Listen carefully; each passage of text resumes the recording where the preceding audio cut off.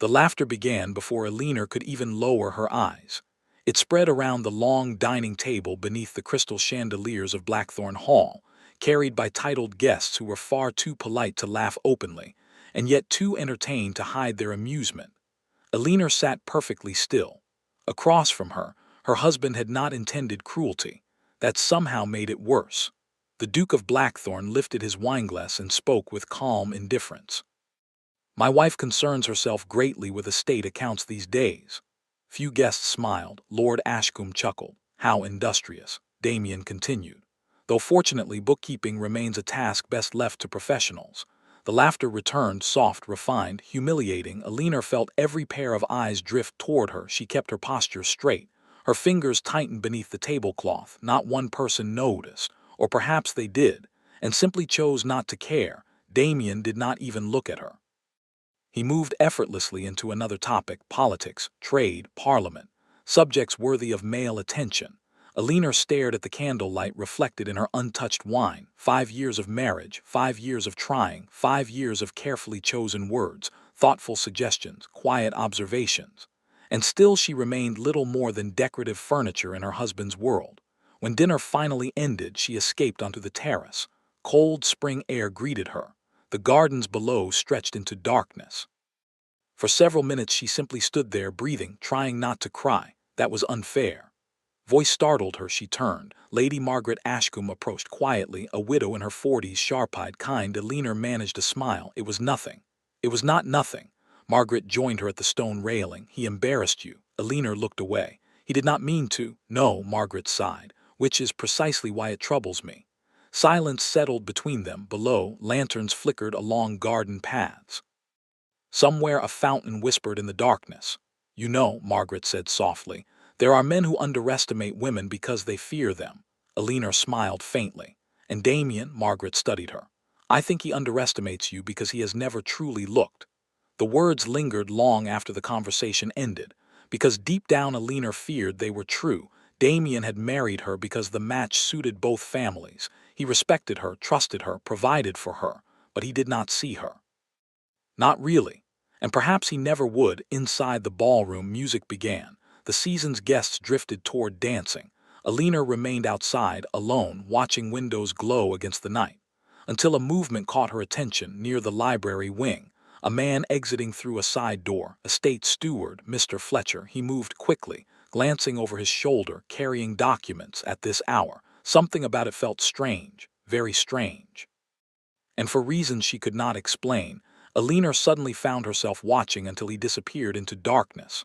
A feeling settled in her chest, unease, the kind that refused to leave. And before the night ended, she would discover why. The library smelled of leather bindings and dying firewood. Most of Blackthorn Hall slept. Alina should have been asleep as well. Instead, she stood inside the darkened room holding a single candle. The steward's behavior had disturbed her enough to investigate. She felt foolish for it until she opened the ledger. Then the color drained from her face. Numbers did not lie. Columns stretched across pages, payments, loans, missing funds. She turned another page, then another. Her pulse quickened. By the time dawn approached, she knew two terrifying truths. First, Blackthorn Hall was drowning in debt. Second, Damien had absolutely no idea. The realization left her cold. The estate appeared prosperous. Guests arrived constantly. Servants moved efficiently. The Duke maintained appearances flawlessly. But beneath the surface, cracks had already formed, massive ones, and someone was hiding them. The following morning she requested a private meeting with the steward. Mr. Fletcher arrived looking uncomfortable. Alina, your grace. She placed a ledger before him. His expression changed instantly. I found these. Silence, then careful silence, the dangerous kind. These matters concern estate administration. They concern my husband. His jaw tightened. She understood then. Not corruption, fear. The man looked exhausted, cornered. We lost 2 harvests, he finally admitted. Several investments failed. Tenants struggled after the flooding. Conceal, his grace was grieving. Alina paused. 3 years earlier, Damien's father had died unexpectedly. The transition had been brutal, the burden enormous. We intended to recover before informing him. You, the steward, looked away. No, they had not. The room felt suddenly smaller. If creditors call the loans, Blackthorn could fall. The words struck harder than expected, not because of wealth, because Blackthorn was more than wealth. It was hundreds of families, generations of history, people who depended upon the estate. Alina closed the ledger. "What must be done?" Mr. Fletcher blinked. "Your Grace." "What must be done to save it?" The steward stared at her, perhaps expecting ignorance, perhaps remembering every joke society made about aristocratic women. Finally he sat and began explaining for 2 hours. Alina listened, asked questions, reviewed figures, made notes. By the end of the meeting, Fletcher looked stunned. "You understand all this?" "My father was a merchant." His eyes widened, of course. The detail most people forgot: before marrying into nobility, Alina had spent years helping her father organize shipping accounts. She understood numbers, trade, markets, risk. The steward slowly smiled for the first time in months. And Alina realized something unexpected. She could help, actually help. That evening Damien returned from London. She considered telling him everything several times, but each opportunity vanished. He appeared exhausted, distracted, burdened. At dinner he barely touched his meal. Later she found him alone in his study. Rain tapped softly against windows. He stood staring into darkness. "You should sleep." He glanced back, a rare softness entering his expression. "And you should stop worrying about everyone else." She almost laughed. If only he knew. For a moment neither spoke. Then he said quietly, "You were upset last night." Alina looked at him, surprised. He had noticed. "I was." A pause. "I apologize." Words were genuine, simple, unpracticed, and somehow that made them meaningful. But before she could respond, a servant entered, a letter, urgent. Damien read it. His face hardened immediately. Something was wrong, very wrong.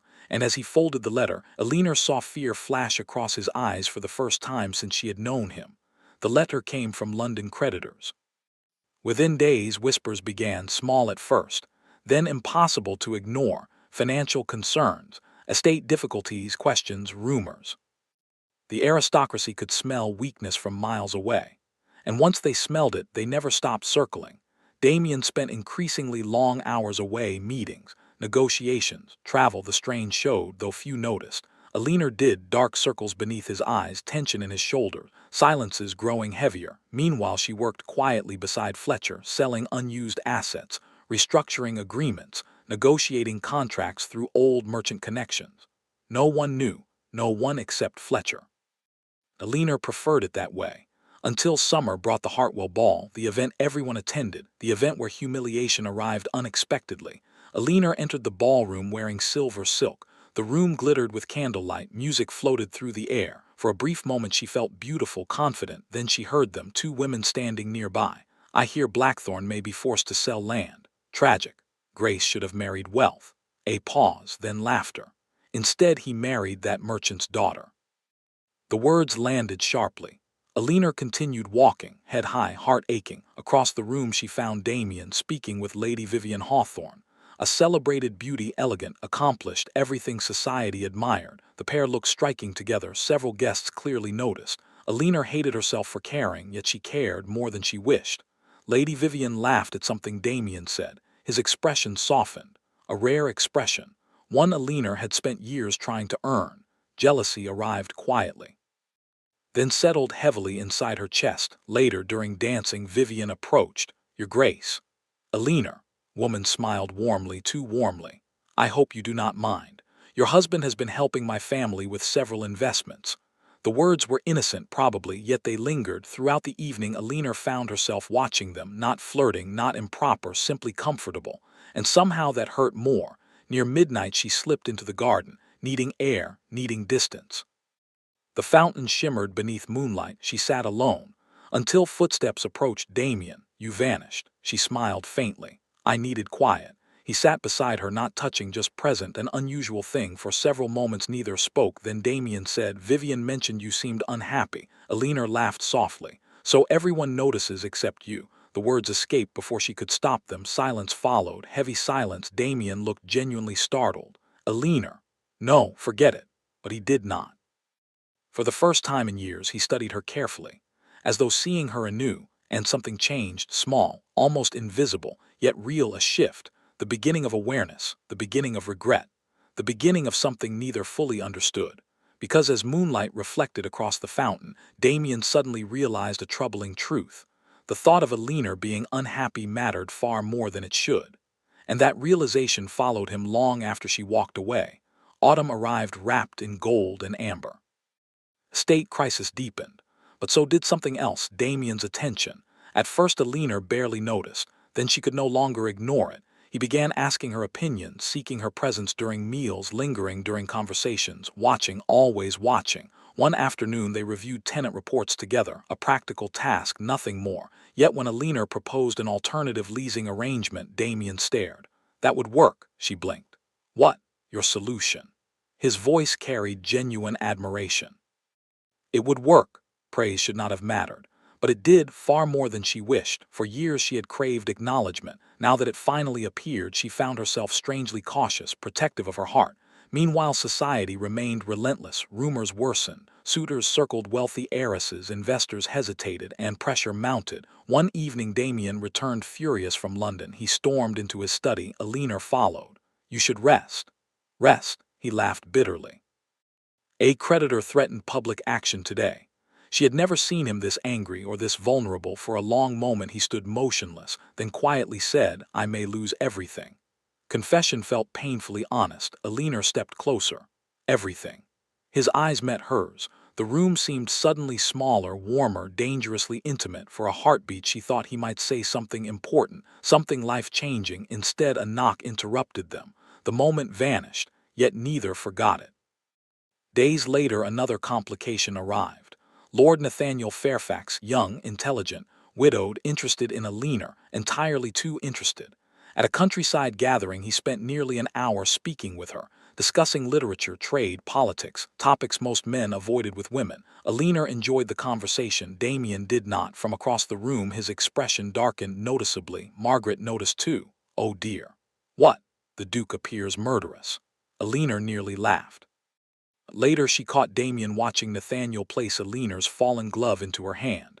Something fierce flashed through his eyes, gone instantly, yet impossible to miss. That night rain fell heavily. Guests remained overnight. Hallways glowed with candlelight. Unable to sleep, Alina wandered toward the library, only to find Damien already there, alone, standing beside the fire. He looked up. You and Fairfax seem friendly. The words sounded casual. They were not. Alina sensed it immediately. We had a conversation. Long one. She studied him, realization slowly forming. Could he truly be jealous? The possibility seemed absurd, yet his jaw tightened. His gaze remained fixed on the flames, and suddenly she knew he was. The discovery sent an unexpected ache through her heart, because it arrived years too late, and because part of her still wanted it desperately. Outside, rain battered the windows. Inside, neither moved, neither spoke. And for the first time, both feared the distance growing between them. Winter arrived early. Snow covered Blackthorn Hall in white silence. By then Alina had helped save nearly half the estate, still secretly, still without recognition. The burden no longer bothered her. At least she thought it didn't, until one evening changed everything. A gathering had assembled, investors, landowners, business associates. The future of Blackthorn depended upon their confidence. Discussions stretched late into the night, numbers, agreements, negotiations. Then one investor raised a difficult question. A question nobody answered, except Alina, calmly, clearly, correctly. The room fell silent. Several men exchanged surprised looks. Another question followed, then another. Again Alina answered, not with arrogance, with competence. The atmosphere shifted immediately, respect replacing skepticism. By the meeting's conclusion, investors seemed reassured. Hope returned. Afterward, guests departed. Only Damien and Alina remained in the study. The fire crackled softly. Neither spoke. Finally Damien said, How long? She looked up. How long what? How long have you understood all of this? No accusation, only disbelief. Alina lowered her gaze. A long time. You've been helping Fletcher. A question, a realization. Silence confirmed it. Damien slowly sat, shock spreading across his face. Then came understanding, then shame, deep shame. He remembered the dinner, the jokes, the dismissals, the years. God, the years. Alina. His voice broke slightly. The sound startled them both. You saved Blackthorn. She looked away. I simply did what needed doing. He rose, emotion visible now, raw, unprotected. You saved us. Several seconds neither moved, then Damien whispered, and I never saw it. Tears threat, not because he finally knew, because of everything lost before he knew. 5 years of being unseen. The pain returned unexpectedly, sharp as ever. She stepped back. I should retire. Alina, wait. But she continued toward the door, because if she stayed, she might forgive him too quickly. And forgiveness deserved honesty first. Behind her, Damien remained motionless, watching, realizing, for the first time truly realizing the woman he had married, and understanding he might already be too late. The weeks that followed were the hardest of Damien's life, not because of finances, those slowly improved, because of Alina. She had changed, not cruelly, not dramatically, quietly. She no longer sought his approval, no longer waited for his attention, no longer arranged her days around him. The transformation unsettled him deeply, because he finally understood her value just as she stopped needing his recognition. One snowy afternoon he found her in the library, reading beside a window. Soft winter light framed her profile. For several moments he simply watched, the curve of concentration, the calm confidence, the quiet strength he had overlooked for years. "Alina," she glanced up. "Your Grace." Formality hurt. He sat opposite her. "Dislike when you call me that." A faint smile appeared. "You are a duke." "I'm also your husband." The words lingered painfully, because both knew how poorly he had fulfilled that role. Later that evening they attended a winter concert. Nathaniel Fairfax attended as well. Unfortunately, throughout the performance Nathaniel remained attentive, kind, clearly interested. Damien's patience evaporated steadily. Afterward he finally cornered the man. "What are your intentions?" Nathaniel nearly laughed. "My intentions? You know precisely what I mean." Younger man studied him. Then his expression softened. "Your Grace." A pause. "If you love your wife, tell her." Damien froze. Nathaniel continued quietly. "Because every room I enter tells me I am already too late." Those words followed Damien into the night. Love. The truth became impossible to deny. He loved her deeply, completely, terrifyingly. And the realization came with a devastating companion: fear. Fear that she might no longer love him in return. When he reached Blackthorn Hall, snow drifted beneath moonlight. Inside, he found Alina standing alone near the grand staircase. She looked peaceful, beautiful, distant. And for the first time in his life, Damien Blackthorn felt helpless. Because wealth could not solve this, power could not solve this, titles could not solve this, only truth, and truth had become the one thing he feared most. Spring returned, bringing warmth and a decision. Alina received an invitation from relatives in Bath, a lengthy visit, several months, perhaps longer. When Damien learned of it, dread settled instantly. Leaving? For a time. Answer sounded reasonable, too reasonable. He realized then how close he stood to losing her, not through scandal, not through betrayal, through neglect, the quiet kind, the irreversible kind. Days passed, the departure approached. Neither knew how to bridge the distance until the annual spring ball, the very room where years earlier he had humiliated her. The irony felt cruel. Music filled the hall, guests laughed, danced, gossiped. And Damien could focus on nothing except the woman preparing to leave. Near midnight he found her standing alone beneath the balcony. "Alina," she turned. The sight of her almost destroyed his composure, because she looked ready to say goodbye forever. "Owe you an apology," she smiled sadly. "Already apologized. Properly." His voice grew unsteady for the first time in years, perhaps ever. "I spent years seeing only what I expected to see." Guests moved around them, yet the room seemed to disappear.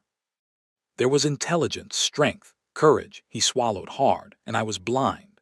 Emotion flickered across her face, pain, old pain. "I know apologies cannot return lost years." His eyes never left hers. "But if I could relive them, I would." Silence, beautiful, terrible silence. Then Damien took a breath and finally spoke the truth. "Love you." The words seemed to stop time. Everything else vanished. Only Alina remained. Only her reaction mattered. His heartbeat thundered. For a moment she simply stared. Then tears filled her eyes, not joyful tears, heartbroken tears, because this was the confession she had dreamed about for years, and hearing it now hurt almost as much as never hearing it at all. "I don't know what to do with that." Her whisper shattered him because it was honest, and because he deserved it. The orchestra resumed another dance. Guests moved across polished floors. Life continued. Yet Damien felt as though everything hung by a thread, because the woman he loved stood before him. And he did not know whether she would stay. The morning of Alina's departure arrived bright and clear. Carriages waited, servants loaded luggage, birdsong filled the gardens. Everything appeared ordinary. Nothing felt ordinary. Damien stood beside the front steps, watching, waiting, hopping. Alina descended slowly. Her traveling cloak moved gently in the spring breeze.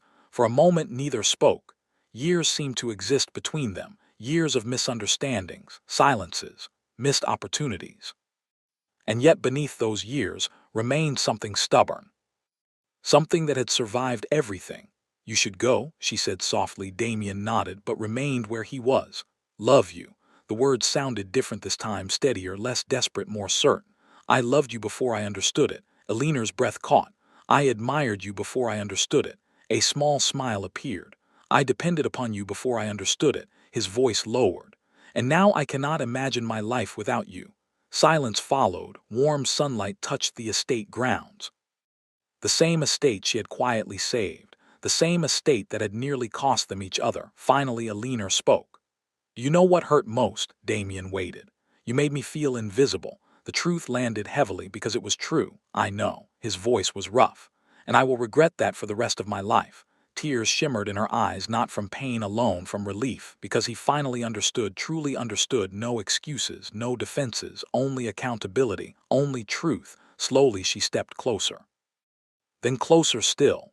I spent years waiting for you to see me. Damien's chest tightened. And then, a faint smile touched her lips. I learned how to see myself. Answer filled him with both sorrow and admiration because that growth was beautiful, and because he had nearly missed witnessing it. Eleanor looked toward the waiting carriage, then back at him. The future stood balanced between two possibilities, departure or forgiveness. At last she reached for his hand, a simple gesture, yet it carried years within it.